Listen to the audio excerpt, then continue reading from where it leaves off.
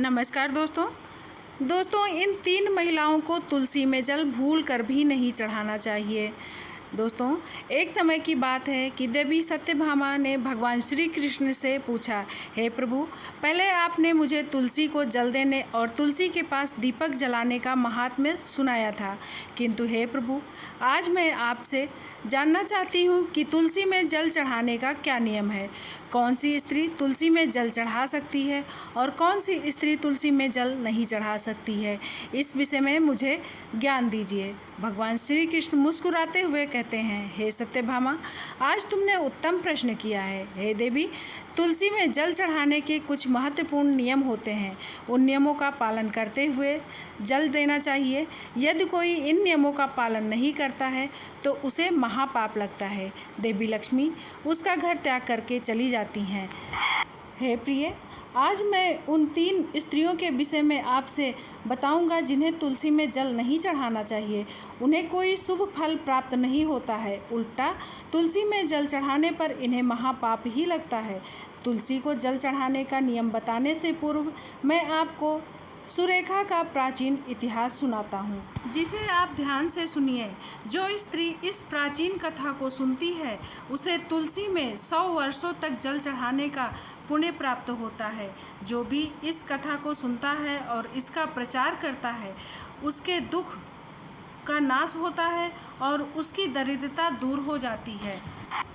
देवी सत्यभामा कहती हैं, हे स्वामी, आपके मुख से इस कथा का श्रवण करना बड़े सौभाग्य की बात है।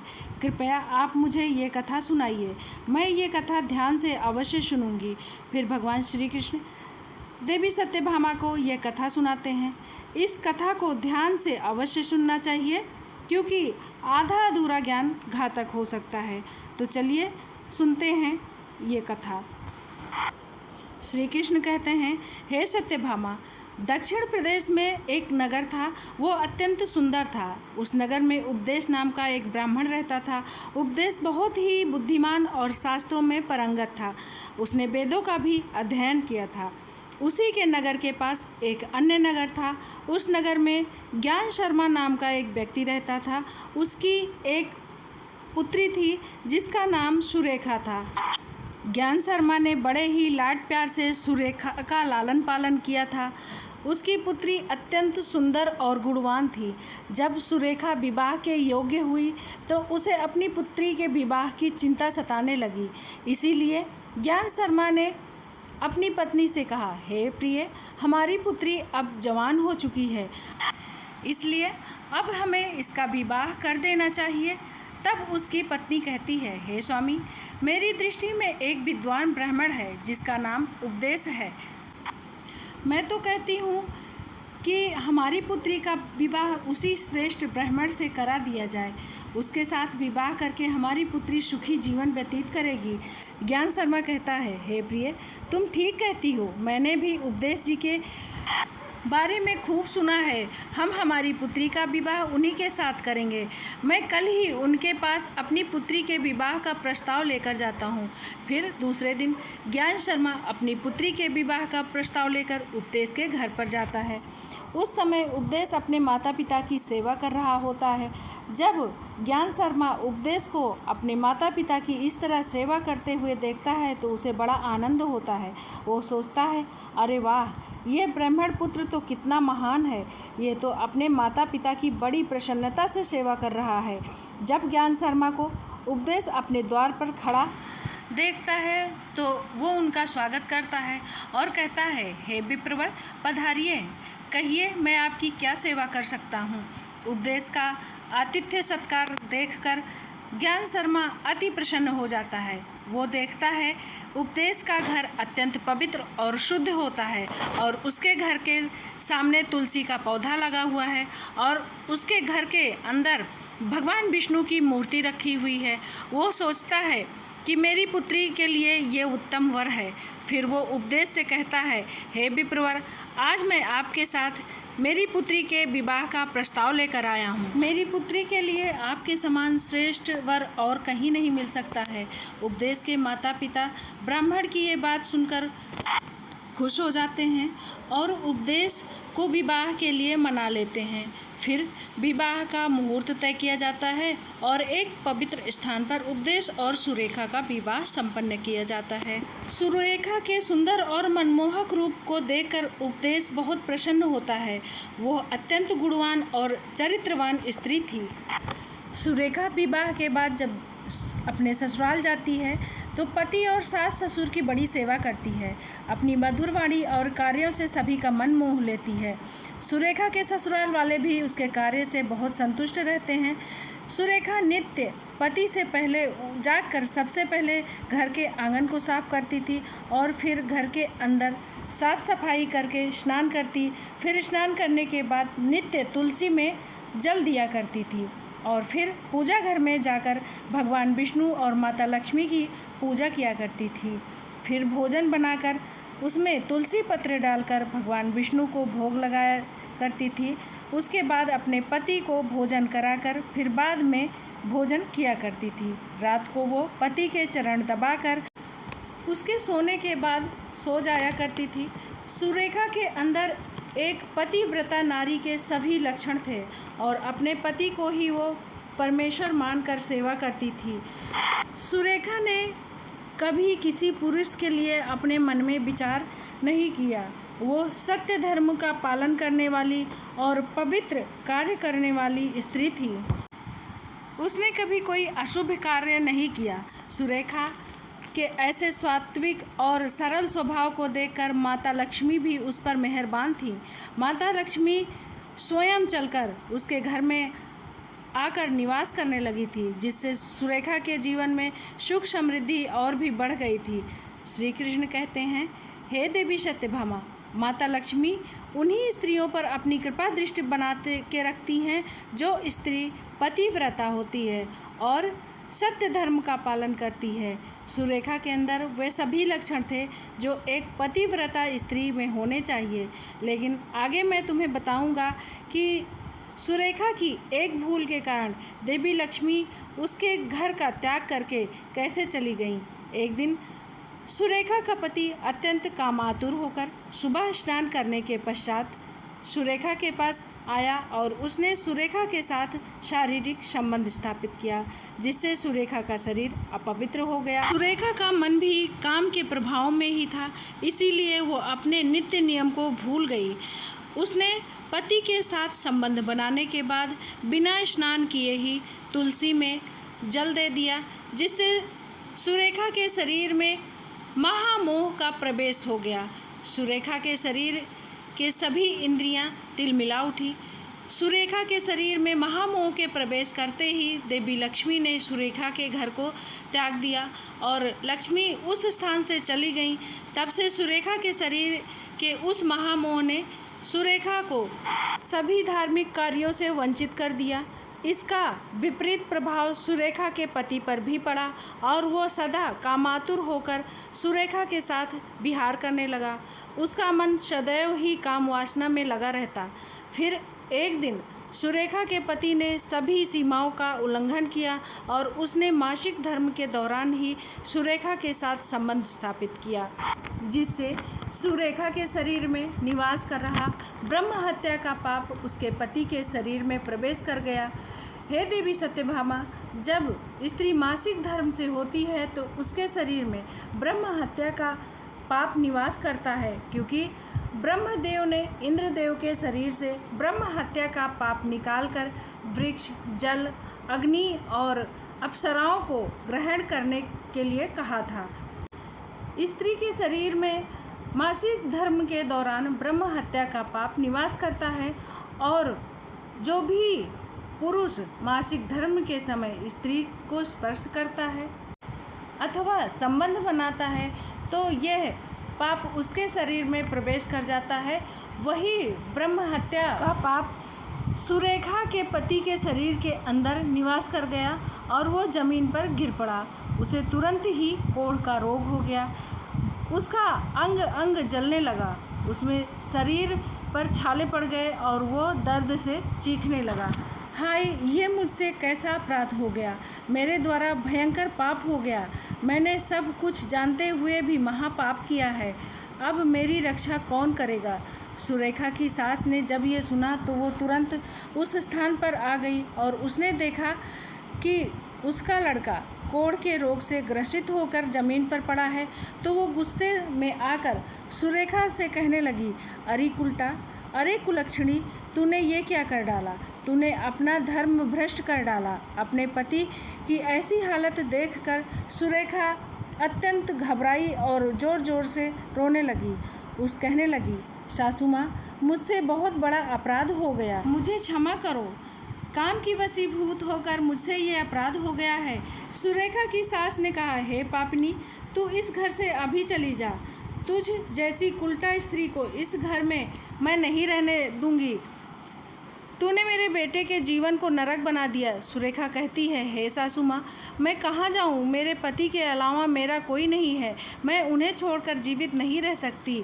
उसकी सास कहती है, तू कहीं भी जा, लेकिन अब तू इस घर में निवास नहीं कर सकती है। इतना कहकर सुरेखा की सास ने उसे धक्के मारकर घर से निकाल दिया। सुरेखा ने इस तरह से घर छोड़ दिया और उसे अपनी भूल पर बड़ा पछतावा होने लगा। उसे कुछ भी समझ में नहीं आ रहा था कि वो क्या करे। सुरेखा घर छोड़कर चली जाती है और चलते चलते एक वन में जाती है। उसी वन में एक साधु का आश्रम होता है। तब वो उसी आश्रम में सहायता मांगने के लिए जाती है तो वहाँ पर कोई नहीं होता है। सुरेखा उसी आश्रम में जाकर बैठ जाती है और अपने दोस्त के विषय में सोचकर दुखी होने लगती है। फिर कुछ क्षण के बाद एक ऋषि उस आश्रम में आते हैं जिनका वो आश्रम होता है। जब वे ऋषि एक स्त्री को अपने आश्रम में बैठा हुआ देखते हैं तो वे आश्चर्यचकित हो जाते हैं और उस स्त्री के पास जाकर पूछने लगते हैं, हे कल्याणी, तुम कौन हो? इस स्थान पर तुम अकेले क्यों बैठी हो? तब वो स्त्री कहती है, हे मुनिवर, मेरा नाम सुरेखा है।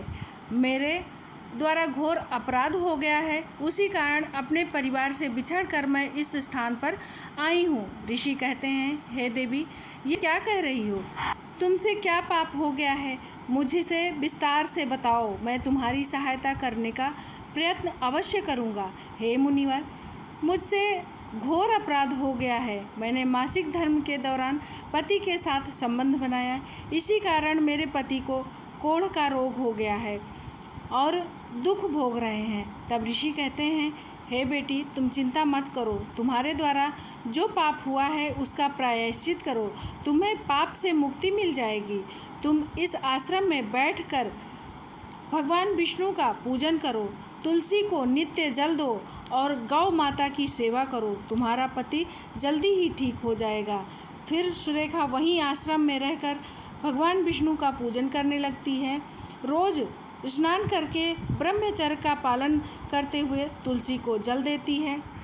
तुलसी पत्र डालकर भगवान विष्णु को भोग लगाती है। फिर गायों को चारा डालती है, उनकी सेवा करती है।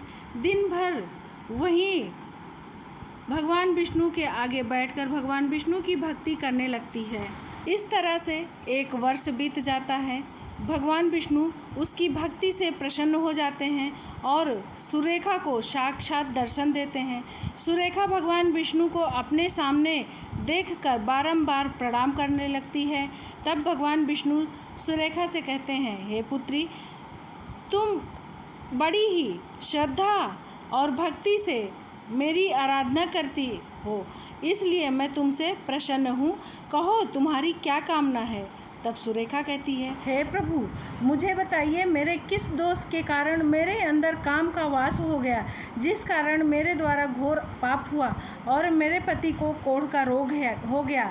तब भगवान विष्णु कहते हैं, तुम्हारे द्वारा अनजाने में ही एक पाप हुआ था, जिस कारण तुम्हारे अंदर महामोह ने प्रवेश कर लिया था।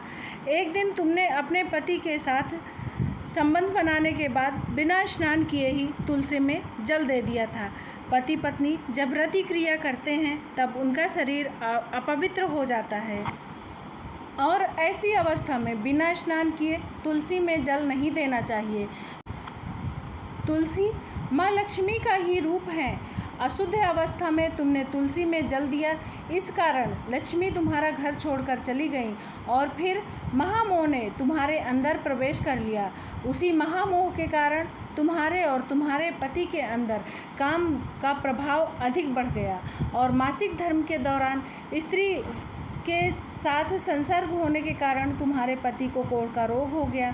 तब सुरेखा कहती है, हे प्रभु, ये अपराध मुझसे अनजाने में हुआ है, अब इस पाप का क्या प्रायश्चित है। तब भगवान विष्णु कहते हैं, तुमने इस पाप का प्रायश्चित 1 वर्ष तक ब्रह्मचर्य का पालन करके कर लिया है, इसलिए अब तुम पाप से मुक्त हो। सुरेखा कहती है, हे प्रभु, कृपया मुझसे बताइए कि किस अवस्था में तुलसी को जल नहीं देना चाहिए और तुलसी में जल देने के क्या नियम हैं। तब भगवान विष्णु कहते हैं, हे सुरेखा, अब तुम ध्यान से सुनो, मैं तुम्हें तुलसी में जल देने के नियम के बारे में बताता हूँ। हे पुत्री, तुलसी एक पवित्र पौधा है, ये मुझे सबसे अधिक प्रिय है, इसलिए इसकी सात्विकता हमेशा बनी रहनी चाहिए। अपवित्र अवस्था में इसे स्पर्श नहीं करना चाहिए। मासिक धर्म के दौरान तुलसी को कभी भी स्पर्श नहीं करना चाहिए। मासिक धर्म के दौरान स्त्री के शरीर में ब्रह्म हत्या का पाप होता है, ऐसे में स्त्री को तुलसी में जल नहीं देना चाहिए। स्त्री और पुरुष को संबंध बनाने के पश्चात तुलसी में जल नहीं देना चाहिए और ना ही उसे स्पर्श करना चाहिए। संबंध बनाने पर स्त्री और पुरुष का शरीर अपवित्र हो जाता है, ऐसे में तुलसी में जल देने से दोष लगता है और देवी लक्ष्मी उस स्थान को छोड़कर चली जाती हैं। हे पुत्री, जो स्त्री अपने पति का त्याग करके चली गई हो, जो विवाह के पश्चात अपने पति को छोड़कर अन्य पुरुष के साथ निवास कर रही हो, ऐसी स्त्री को कभी भी तुलसी में जल नहीं देना चाहिए। तुलसी की पूजा करने का अधिकार केवल पतिव्रता स्त्रियों को ही होता है। जो स्त्री असती होती है, उस स्त्री को तुलसी को जल चढ़ाने का अधिकार नहीं होता है।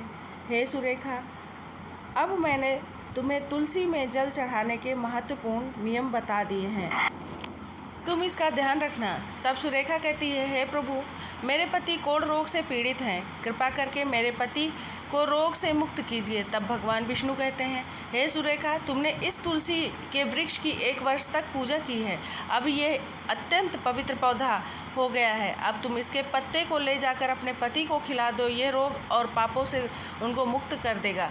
इतना कहकर वो भगवान विष्णु वहाँ से अंतर्ध्यान हो जाते हैं। ये सुनकर सुरेखा बहुत प्रसन्न हो जाती है और भगवान विष्णु को बारंबार प्रणाम करती हुई धन्यवाद करती है और उस तुलसी के पत्ते को तोड़कर अपने घर चली जाती है और अपने कोढ़ी पति को तुलसी के पत्ते खिला देती है। तुलसी के पत्ते के खाते ही उसका पति एकदम से स्वस्थ हो जाता है और वो सुरेखा को गले से लगा लेता है।